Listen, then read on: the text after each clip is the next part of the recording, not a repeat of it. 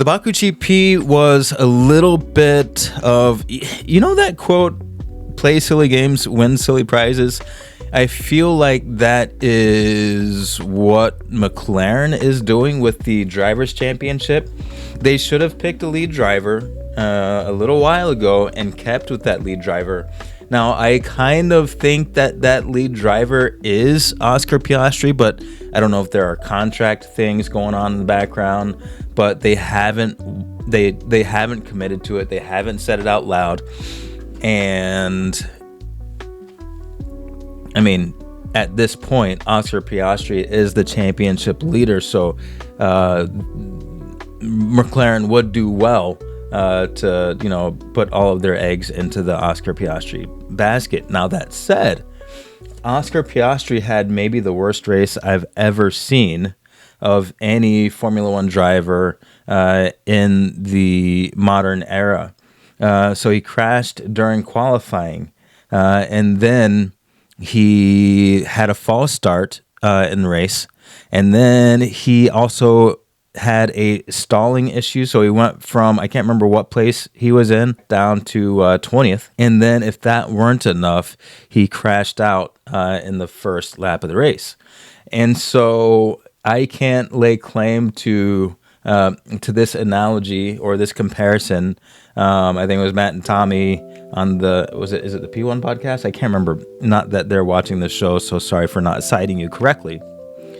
But one of them said that it looked like somebody jumped out of the grandstands, stole Oscar Piastri's uniform, and tried driving a Formula One car. And when you look at it, that is kind of what it looked like, a stall and a crash. And the understeer, that understeer was actually quite big. I mean, he hit the brakes, locked up, and continued to skate forward for what looked like about a mile and a half before putting the car into the barriers. Is that what they're called? The barriers? I think so.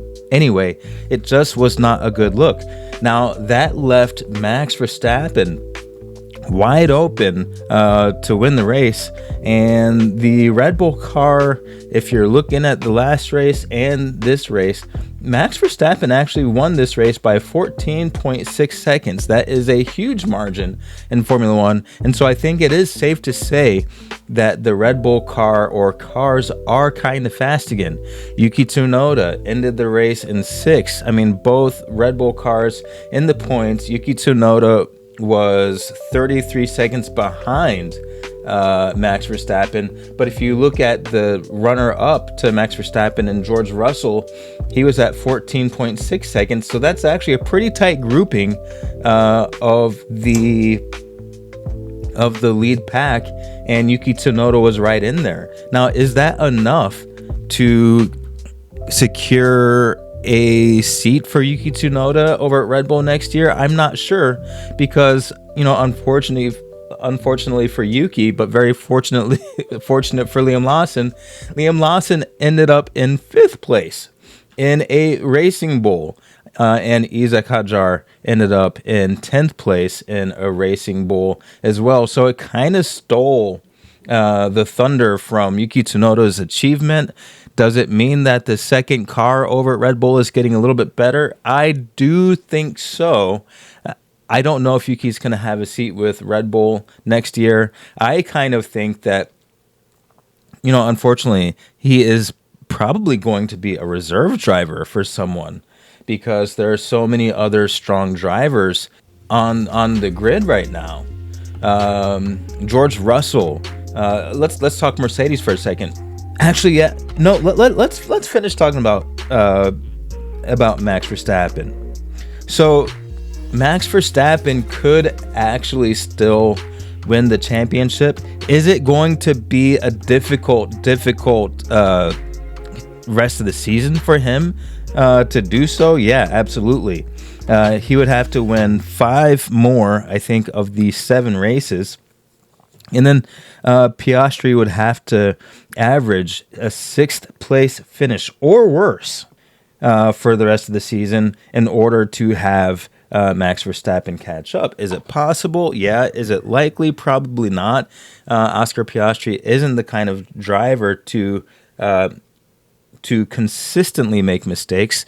He's fairly consistent, but he doesn't get into a slump. I feel like Lando Norris is a little bit more prone to getting in slumps. I think that Oscar Piastri will come back in Singapore focused and ready to resume his path to the World Drivers' Championship. But I will say that both Mercedes and Racing Bulls are having a strong enough second part of the season to kind of play tail gunner for Max Verstappen, because now we'll talk Mercedes. If you look at Mercedes, P2 for George Russell, P4 for Kimi Antonelli. George Russell is really becoming a leader for the Mercedes team. He was feeling very unwell. I think he had an upper respiratory tract infection and still pulled off a P2. Kimi Antonelli, I want to say by lap 5,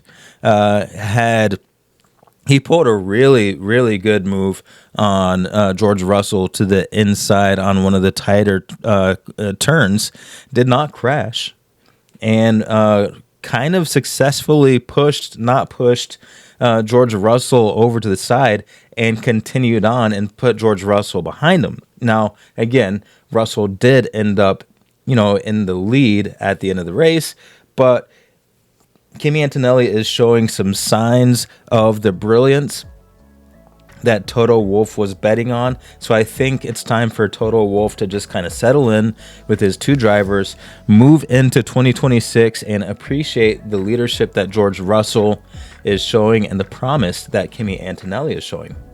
Carlos Sainz in the Williams finishing in P3, 19.19 seconds behind Max Verstappen, but a Williams on the podium. Where was the second Williams? The second Williams was in 13th, Alex Albon, and I think he even had a bit of a moment, a bit of a collision, I want to say, with Colapinto. So Carlos Sainz is showing that he is one of the premier drivers on the grid.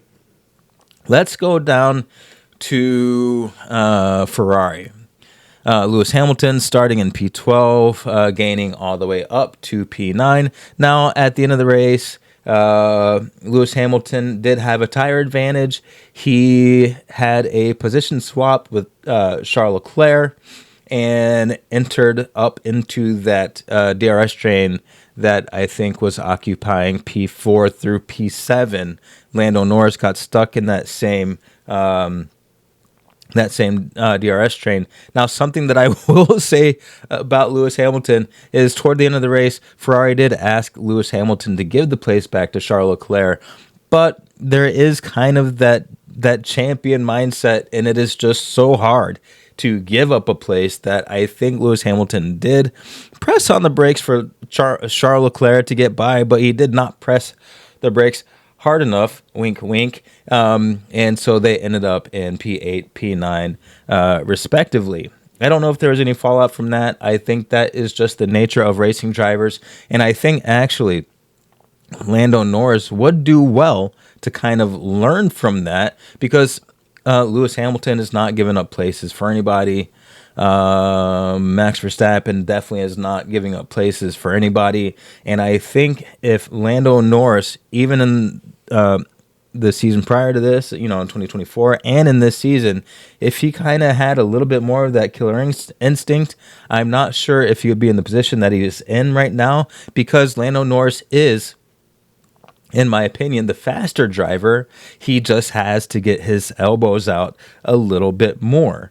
Oscar Piastri is a little bit scrappier, and that is why I think he is the favorite to win the World Drivers' Championship this year.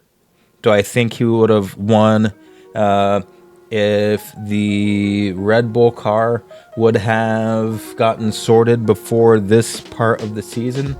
I am not sure. I mean, Max Verstappen is he's a metronome. He is a robot. He does not make many mistakes, and when he does make mistakes, they are not huge.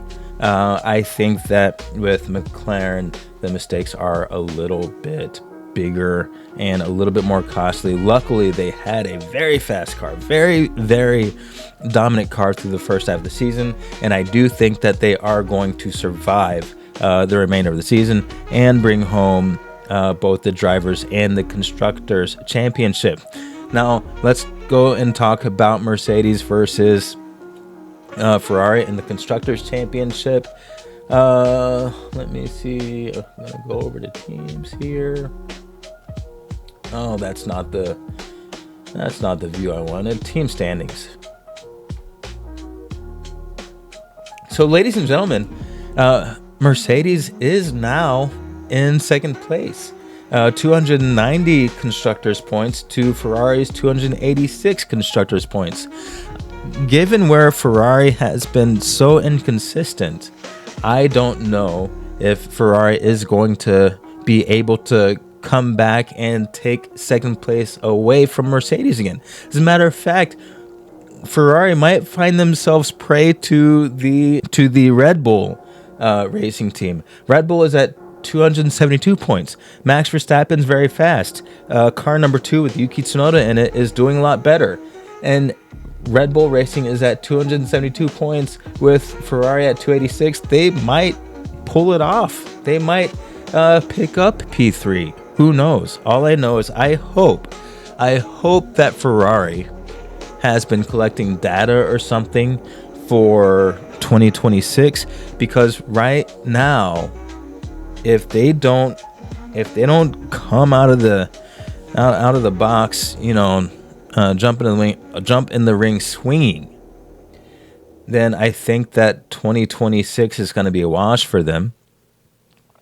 And if 2026 is a wash, who knows what the rest of the season is going to be like for them, because at this point, I can't really blame the drivers. Sure, would I like to see more out of Lewis Hamilton? Absolutely. But Lewis Hamilton and Charles Leclerc are both very fast, and they're consistently middle of the road. So if both drivers are middle of the road, then I kind of think that there is a problem with the car. We shall see how they work out. Exciting to see Cadillac join the grid. That is going to be the wild card, and that is going to be enough to draw spectators in, at least for the first half of the season, no matter what they're doing, because people want to see what Cadillac is doing, and they want to see what Perez and Bottas are up to. I know I'm looking forward to that. Singapore is next up. What are my predictions? I think that Oscar Piastri is going to come back. He's going to come back hardcore. But is it a guaranteed win for McLaren? I don't know, because the Red Bull is fast and Max Verstappen is feeling it. I think it is going to be a scrappy rest of the season for the Drivers' Championship, because we're going to have Norris fighting with Oscar Piastri, and Max Verstappen is not looking like he is going to be giving up the hunt easily anytime soon. I've been Dalton. This has been the Petrol List, and thank you as always for watching. And there's one more thing I got to give a shout out to. Drive Grace, Christian ministry that does car repairs for people in need, and I put out a short on the YouTubes, and we got some contributions. Thank you so much. Thank you so much for doing that, for donating to this cause. I am going to start putting together some more updates for Drive Grace, and then I'm also going to be kind of sending folks over to the Drive Grace Instagram page and the YouTube channel, because we are looking to do a lot more. We're looking to document some of the progress that we're making for people in need and for the greater community. I'm out here in the Dallas-Fort Worth area, and so we are just simply striving to make life better for some folks in the local area. We'll see where it goes, but thank you thank you so much for the contributions. And I'm out. I'll see you next time. I think that's it. See ya.